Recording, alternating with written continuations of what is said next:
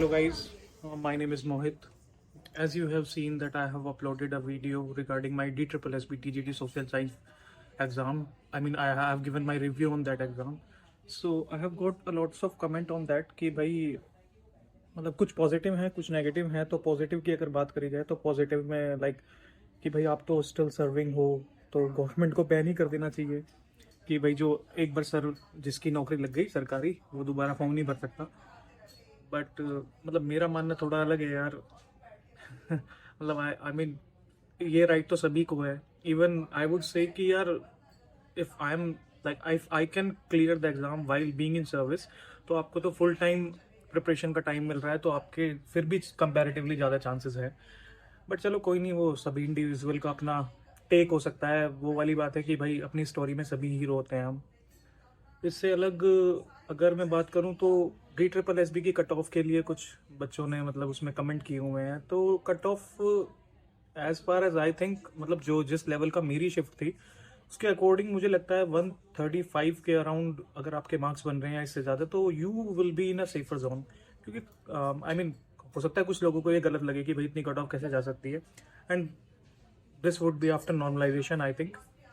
क्योंकि यार कंपटीशन तो देखो हाई है, कट थ्रोट कंपटीशन है, ये तो आप लोगों ने देख लिया होगा। क्योंकि बहुत सारे स्टूडेंट्स हैं जो मतलब कंटिन्यूसली इसी के लिए प्रिपरेशन कर रहे होंगे।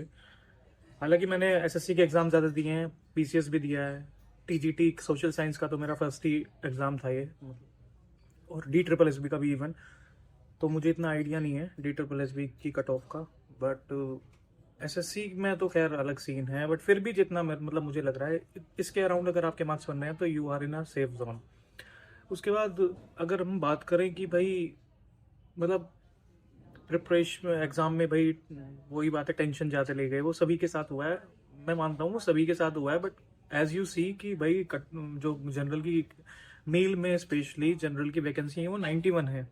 तो 91 में मतलब आप भाई बहुत बच्चे ऐसे हैं जो ये सिली मिस्टेक्स नहीं करते जैसी हमने कर दी। क्योंकि मेरा खुद भी सिलेक्शन हुआ है, मैं अपनी स्टोरी भी आपको शेयर करूंगा कि भाई मैं मतलब कैसे मतलब आई मीन अगर मैं बताऊंगा तो आप लोग बिलीव ही नहीं करोगे कि मेरी स्टोरी इतनी मतलब मैंने खुद ही इतनी बेकार बना ली अपनी स्टोरी। अभी भी मैं ऑफिस में ही हूँ, ये सारा काम है हमारा ऑफिस का, ये सारे मैनुअली चेक करने पड़ते हैं। तो ऑफिस में भी यार बहुत काफ़ी काम होता है, ऐसी बात नहीं है कि काम नहीं होता। और सेकेंडली कुछ लोग जो ये बोल रहे हैं ना कि भाई आपके पास गवर्नमेंट नौकरी है तो आप तो सिक्योर हो, आपके पास अटेम्प्ट्स भी हैं। यार सबकी लाइफ में ना कुछ प्रेशर तो रहता ही है। आपकी लाइफ में ये प्रेशर हो सकता है कि भाई आपका लास्ट अटेम्प्ट है। मेरी एज भी 28 है, मतलब मेरे भी जल्द ही लास्ट अटेम्प्ट हो जाएंगे। हालांकि वो ये क्राइटेरिया जो स्पेशली TGT में इन्होंने मतलब टीचर की नौकरी में जो 30 ईयर्स वाली एज का क्राइटेरिया फिक्स किया है वो थोड़ा मुझे भी गलत लगा। क्योंकि यार टीचर्स की जो वैकेंसीज हैं वो एवरी ईयर तो नहीं आती। SSC में ये होता है भाई आप हर साल फॉर्म भर सकते हो CGL के लिए, बट टीचर में तो ये नहीं होता। तो उसमें बहुत सारी लड़कियां जो मतलब मैरिड हैं बेचारी, या फिर लड़के भी, उनके लिए कहीं ना कहीं चांस छूट जाता है। कई बार ऐसा भी होता है कि शादी के बाद भी लड़कियां B.Ed करती हैं, क्योंकि लड़कियों के लिए सेफेस्ट जॉब जो है वो B.Ed मतलब टीचर की ही समझी जाती है। एंड सब किसी की प्रॉब्लम ये है कि भाई वो फीमेल है और घर में अपने बच्चे भी उनको संभालने हैं, और इन लॉज के घर पे तो आपको पता ही है कितना काम का प्रेशर रहता है। बट ये सब एक फेज है स्ट्रगल का। मतलब आप स्पेशल इन सब को अगर ओवरकम करोगे तभी आप स्पेशल बन पाओगे। ये सभी की लाइफ में ये तो कॉमन चल रहा है। अब मैं जैसे जॉब कर रहा हूँ, जॉब के साथ साथ मैं प्रिपरेशन कर रहा हूँ, तो जॉब तो मेरे साथ बहुत सारे बच्चे कर रहे हैं। मतलब जो सेलेक्ट हुए थे सब पूरा बैच ही है हमारा, या फिर और भी लोग यहाँ मेरे कलीग्स हैं, सब नौकरी कर रहे हैं। बट स्पेशल अगर मान लो मेरे को कहीं और जाना है, इससे ऊपर जाना है, तो थोड़े तो एक्स्ट्रा एफर्ट्स करने ही पड़ेंगे भाई। ये तो आपको माइंड मेकअप करना पड़ेगा कि आपको एफर्ट्स करने ही पड़ेंगे। अब देखो मैं ऑफिस में बैठा हूँ, मैं फिर भी अगर मेरे को टाइम मिलता है मैं अपनी ऑफिस की लाइब्रेरी भी दिखाऊंगा आपको। मैं कभी कभी लाइब्रेरी चला जाता हूँ क्योंकि ऑफिस का काम भी करना है। उसके बाद मेट्रो में भी मैं अपना टाइम यूटिलाइज करने की कोशिश करता हूँ। तो ये छोटी छोटी मतलब 15-15 20-20 मिनट्स की पढ़ाई भी बहुत ज़्यादा मैटर करती हैं। ऐसे ही लड़कियां भी भाई अगर जब भी उनको मौका मिल रहा है तो अपना मतलब कुछ भी काम करते हुए आपको बस फोकस करना है कि किसी भी तरह मेरे को भाई उस वक्त आउटपुट लेना है कुछ ना कुछ। चाहे आपको उस वक्त माइंड में कुछ रिवाइज करनी है जो आपने मॉर्निंग में पढ़ी हो। बाकी आगे की एग्जाम की बात करूँ तो ये नेक्स्ट वाला TGT मैं भी दूंगा, EMRS मैंने भरा हुआ है वो भी दूंगा। इवन मैंने PCS का प्री दिया हुआ है, और मेरे क्वेश्चंस जो उसमें बन रहे हैं 95 से 96 क्वेश्चंस करेक्ट बन रहे हैं out of 150। I mean after negative deduction of negative marking. तो there are high chances that I would clear the prelims as well. तो मेंस के लिए उसकी प्रिपरेशन भी मुझे साथ साथ करनी है। सीजीएल की का मेंस है, बट मैं आई थिंक ज़्यादा प्रिपरेशन उसके लिए करूँगा नहीं, क्योंकि मेरे को ये जो एडिक्विटी है इस कंपनी में बहुत ज़्यादा विश्वास नहीं है। मुझे इसमें फेयर सिलेक्शन के चांसेस बहुत कम लग रहे हैं। एंड DSSB में भी मुझे अभी एक शॉकिंग न्यूज़ मिली है कि यार ये लोग आंसर की जब प्रोवाइड करते हैं ना, तो आंसर की मिलने के बाद ये आपके कैंडिडेट रेस्पॉन्स ही नहीं दिखाते। मतलब सीरियसली यार, I have given so many of the exams and none of them was like this, कि आपको अपना रेस्पॉन्स ही नहीं देखने को मिलेगा। You will just get to know कि कमीशन ने कौन सा आंसर सही किया है।